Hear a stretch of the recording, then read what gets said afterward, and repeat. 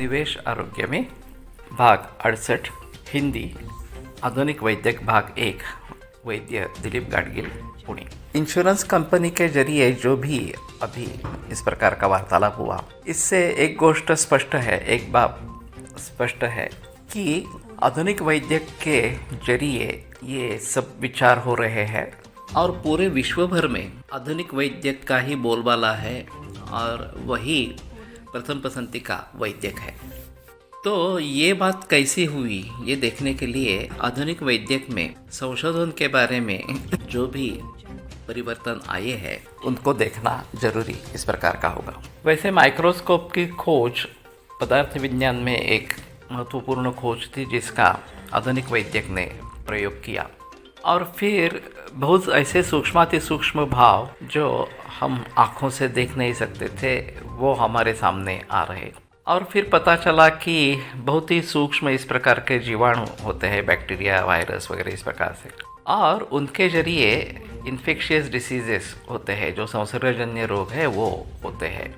अब ये बात जब पता चली तो लुई पाश्चर ने कॉलरा के जंतुओं को स्पष्ट किया और उसने बताया कि इस पानी में ये कॉलरा के जंतु ये पिएंगे तो कॉलरा हो जाएगा। उसको आह्वान दिया गया कि ऐसा कुछ नहीं हो सकता वगैरह वगैरह, लेकिन ये बात एस्टेब्लिश हो गई और फिर आगे चलकर पेनिसिलिन की खोज हुई और उसके प्रयोग में पेनिसिलिन के नज़दीक क्लियर जोन पाया गया। वहाँ जो भी सूक्ष्म जंतु इस प्रकार के थे उन सभी का नाश हो गया। फिर बड़े पैमाने पर पेनिसिलिन का निर्माण होने लगा और ख़ास करके दूसरे महायुद्ध में एक एंटीबायोटिक के रूप में पेनिसिलिन का बड़े पैमाने पर प्रयोग किया गया।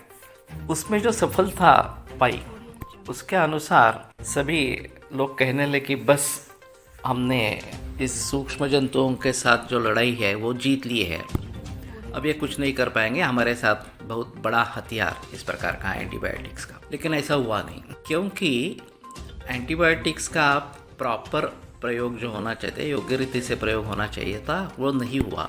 कम डोज में या कम कालावधि के लिए इसका प्रकार का प्रयोग किया जाने से उन जंतुओं में इसके खिलाफ प्रतिकार शक्ति निर्माण होना आरंभ हो गया। जैसे हम वैक्सीनेशन लेते हैं तो कम शक्ति वाले इस प्रकार से जंतुओं का सेवन करवाते हैं और फिर हमारी प्रतिकार क्षमता उनके खिलाफ लड़ती है और हमें उसके बारे में प्रतिकार क्षमता प्राप्त होती है। तो यही सिलसिला जंतुओं के द्वारा एंटीबायोटिक्स के खिलाफ प्राप्त किया गया और फिर जो पहले ज़माने के एंटीबायोटिक्स थे वो बिल्कुल काम के नहीं है, उसके कुछ होगा नहीं, ये बात ध्यान में आई। नए पीढ़ी के एंटीबायोटिक्स आते रहे, आज भी आ रहे हैं इस प्रकार से और यह सिलसिला चालू है।